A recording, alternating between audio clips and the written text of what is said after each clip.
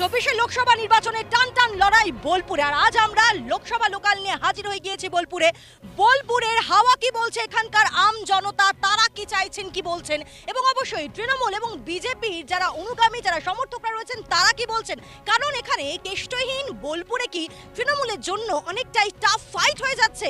আর অপরদিকে বিজেপি কি ভরসা রাখছে, বাজি রাখছে তাদের গৃহবধূ প্রার্থী প্রিয়া সাহাকে দিয়ে। এই সব মিলিয়ে কি বলছে বোলপুরের হাওয়া জানবো। আমাদের সঙ্গে রয়েছেন এখানকার কর্মী সমর্থকরা, এখানকার জনতারা। আমি শুরুতে একবার তৃণমূলের কাছে যাই, কার কাছে আসি। কি মনে হচ্ছে কেষ্টহীন বোলপুরের মাটি আপনাদের জন্য কি অনেকটা টাফ? কেষ্টদা যেভাবে আমাদের বীরভূমের সংগঠন সাজিয়েছেন এবং বোলপুর লোকসভার সংগঠন সাজিয়েছেন, তো সেখানে কেষ্টদা না থাকাটা কোনো ফ্যাক্টর নয়। কেষ্টদা সংগঠন এখানে কাজ করছে এবং আমরা আশাবাদী যে তৃণমূল কংগ্রেস এখানে লক্ষাধিক ভোটে জিতবে। আমি ঠিক এই প্রশ্ন নিয়ে আসবো বিজেপির কাছে। কেষ্ট মণ্ডল না থাকাটা সেটা কি আপনাদের কাছে শাপে বর? অবশ্যই কেষ্ট মণ্ডল না থাকা ওনাদের রিগিং করার জায়গাটা বন্ধ হয়ে যাবে আশা করা যায়। আচ্ছা, মানে উনি থাকলে রিগিং হতো? 100% হতো। রিগিং এর জন্যই তো আমাদের এখানে ভোট লুট হয়েছে বলে, না হলে বিজেপির সমর্থন 100% মানুষের সমর্থন বিজেপির দিকেই আছে। ভোট লুট হয়েছে এই কথাটা শুনে কিন্তু খুব হাসি পাচ্ছে। কারণ ধরুন সারা দেশে এখন একটাই অভিযোগ যে ইভিএমটাতেই কারচুপি হয়ে আছে, আর সেখানে ভোট লুটের কথাটা যখন হচ্ছে এই সম্পর্কে কোথাও কোনো অভিযোগ কোনো কিছু আমরা কিন্তু এখনো পাইনি। এবং অসিত মালটা একবার নয় বারবার জিতছেন এবং সেটাই প্রমাণ। তো কংগ্রেসের টিকিটে আর পাশে কংগ্রেসে এখন তৃণমূলে সবই তো বিরোধী পক্ষ এই মুহূর্তে। ভোটটা তো লোকসভায় হচ্ছে, বিধানসভায় হচ্ছে না। লোকসভা ভোটের এই যে বিরোধী মানসিকতা, আজকে ভারতবর্ষে এই ভোট ঐতিহাসিক ভোট। অসিত মাল তিনি বিদায়ী সাংসদ, কি কি কাজ হলো, কি কি পেলেন? দেখুন, এখনো পর্যন্ত সাংসদ উনি দুবারের এখানে বোলপুরে সাংসদ হয়েছেন, কিন্তু এখনো পর্যন্ত সেরকম কিছু পাওয়া যায়নি। এর আগে লকডাউন হয়েছিল তখন ওনাকে দেখা যায়নি। মানুষের স্বার্থে উনি কী করেছেন, বোলপুর একটা ইন্টারন্যাশনাল জায়গা আস্তে আস্তে তৈরি হয়েছে, তো সেখানে বোলপুর যে হসপিটাল রয়েছে সেই হসপিটালের অবস্থাটা দেখুন কীরকমভাবে করে। হাসপাতালের অবস্থা খারাপ, তাহলে কি কিছুই হয়নি কাজ? কিছু মানে সেইভাবে কাজের কোনো দেখা যায় না। 2 নম্বর মহিলা যিনি বললেন, আমাদের দিদি যিনি সিনিয়র দিদি বললেন যে এখানে নাকি অবাধে ভোট হয়েছে। ওনাকে জিজ্ঞেস করুন সামনে পঞ্চায়েত ভোট কতজন মার্ডার হয়েছে, জিজ্ঞেস করুন। এবং আদৌ ব্যালট বক্স কোথাও পাওয়া গেছে আগে জিজ্ঞেস করুন। এবং সবথেকে উনি একজন আমাদের ভদ্রমহিলা বা আমার দিদির মতো সমান। সন্দেশকালে কী হচ্ছে জিজ্ঞেস করুন। সুতরাং মানুষ আর ওদের একটাই বলার মতো লক্ষ্মী ভাণ্ডার, সেই লক্ষ্মী ভাণ্ডার টাকা কোথা থেকে আসে ওনাদের হিসাব দিতে হবে। এখানে যে অসিত মালকে এসেই কাজ করতে হবে কোনো মানে নেই। তার টিম আছে, অনুভূত টিম আছে, তার কাজ করছে 12 মাস লোকের। মানে কোর কমিটির সদস্য, যাতে আপনাদের দ্বন্দ্বটা না বোঝা যায়, সেই কোর কমিটির কথা বলছেন কি? না, আমরা অনুভূত টিম কাজ করছি 12 মাস লোকের কাছে আমরা কাজ করছি। যারা সাধারণ লোক তারা বলবেন, শুধু দলের লোককে জিজ্ঞেস করলে হবে না, সাধারণ লোক যারা আছে তারা বলবে আমাদের কাছে কী পরিষেবা পাচ্ছে। 12 মাস পরিষেবা এখন রুলিং পার্টি আছে, তাকে তো করতে হবে, এটা আপনি মানেন তো। আমরা যখন রুলিং থাকবো এতে কাজ কতগুণ হবে। এবং আপনি 18টা স্টেটে যান, বিজেপি কি কাজ করে যাবে দেখে আসুন। এখানে তো একটা পর্যটনের স্থল এবং বিভিন্ন যে দেশ বিদেশ থেকে সবাই এখানে আসেন শান্তিনিকেতন, বোলপুর দেখতে। তো পর্যটনের কি উন্নতি হয়েছে? পর্যটনের উন্নতি আপনারা দেখতে পাবেন যারা বাইরে থেকে ট্যুরিস্ট আসছে সেই সমস্ত কথা আমরা বিরোধী দলে রয়েছি। আমরা যদি বলি তাহলে হয়তো লোকে বলবে যে আমরা বিরোধী বলে বলছি। বাইরে থেকে যে সমস্ত ট্যুরিস্ট আসছে তারা বলতে পারবে ঠিকঠাকভাবে পর্যটন কতটা এগিয়েছে। আজকে বোলপুর স্টেশন থেকে শুরু করে প্রান্তিক স্টেশন থেকে শুরু করে যেখানে আমাদের শান্তিনিকেতন আসার যে বিভিন্ন রাস্তাগুলো রয়েছে, সেই রাস্তার যে বেহাল দশা, সেই রাস্তার দশা আপনারা বিভিন্ন যারা পর্যটন আসছে সেগুলো তাদের কাছ থেকে আপনারা কোশ্চেন করলে ভালো করে জানতে পারবেন। আর পরিষেবা কি দিয়েছে, কতদূর কি কাজ হয়েছে। 2 বছরের উনি আমাদের এমপি রয়েছেন। এমপি তহবিল থেকে বিভিন্ন ধরনের উন্নয়ন হয়। আজকে আমরা যারা বেকার যুবক রয়েছি তারা কিন্তু আমরা আজকে নির্ভর করছি কিসের উপরে, বিভিন্ন ধরনের ডেলিভারির কাজের উপরে, যেগুলো অনলাইন ডেলিভারি রয়েছে সেগুলো। তাদের জন্য কিন্তু বেকারদের কোনো কর্মসংস্থান হয়নি। আমি একটু আপনার কাছে আসি।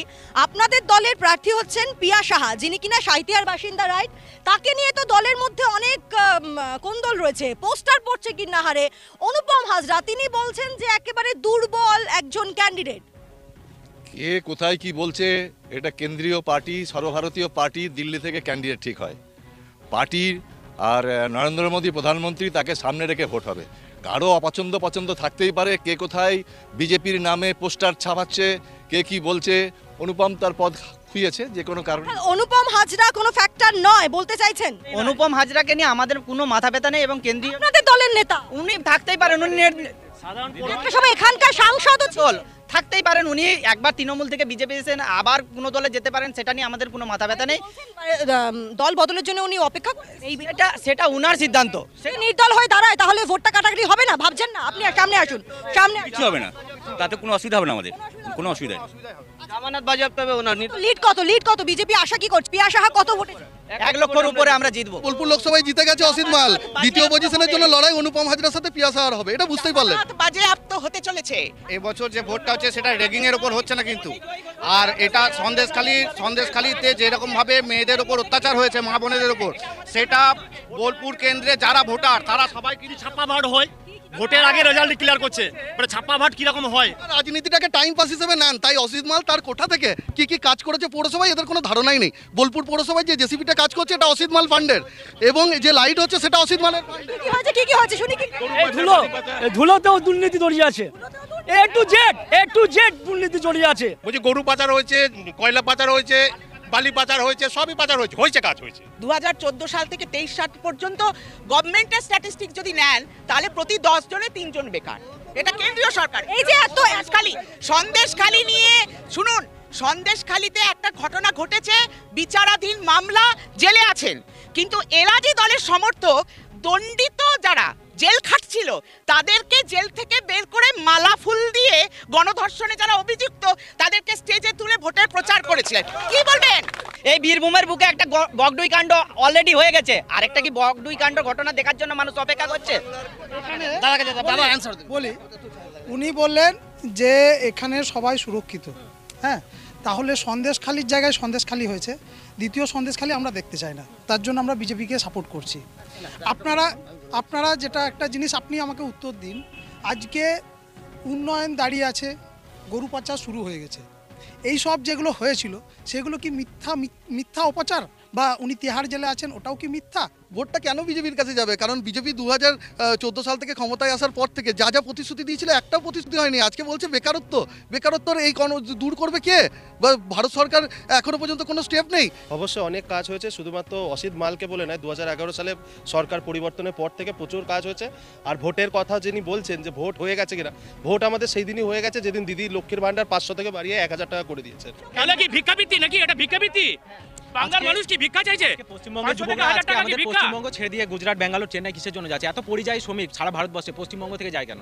এই কোশ্চেনটা আমি ওনাদের কাছে করছি। কাজ তো পশ্চিমবাংলার বুকে তৃণমূল সরকার করছি, তা নইলে এত ভোটে মানুষ জেতাই কেন? ভোট পাচ্ছে, ভোট পাওয়ার একটাই কারণ, রেগিং হচ্ছে, চারিদিকে রেগিং হচ্ছে। আপনার পৌরসভা দেখুন, যিনি দাঁড়িয়েছেন পৌরসভার কাউন্সিলর, জিজ্ঞেস করুন তো এখানে ভোট দিতে দিয়েছে? এই ওয়ার্ডে ভোট দিতে দিয়েছে?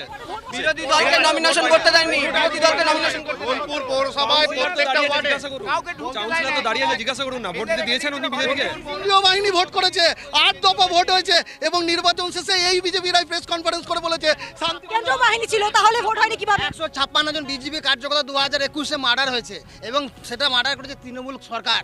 সন্ত্রাস করে বাড়িতে রাতের বেলায় হুমকি দিয়ে বেড়ায় যে দলটা, সন্ত্রাসবাদীদের দল, তারা আবার গণতন্ত্রের কথা বলে, ভারতীয় সংবিধানের কথা বলে। ওরা পশ্চিম বাংলাকে ভারতবর্ষের বাইরে একটা রাজ্য মনে করে। ভয় পেয়েছে মোদি, তাই তো পাঠাচ্ছে ইডি। ভয় পেয়েছে মোদি, তাই তো পাঠাচ্ছে ইডি। আচ্ছা, এবার হ্যাঁ বলুন। ওনারা বলছেন যে মুখ্যমন্ত্রীদেরকে অ্যারেস্ট করা হচ্ছে, ওনাদের কাছে জানতে চাইবো ওনাদেরকে কি চুরি করার লাইসেন্স দিতে হবে? ওনারা চুরি করবেন, ওনাদের পিছনে ইডি সিবিআই লাগবে না? টানটান উত্তেজনা, একে অপরকে কেউ একচিলতে জমি ছাড়ছে না, দুর্নীতি বনাম উন্নয়নের লড়াই, এমনটাই এখানে আওয়াজ উঠছে। ফিরছে একটা ছোট্ট বিরতির পর, সঙ্গে থাকুন। সমস্ত রকম গুরুত্বপূর্ণ শিক্ষণীয় খবরাখবর সবার আগে জানতে অবশ্যই আমাদের চ্যানেলটিকে সাবস্ক্রাইব করে রাখুন।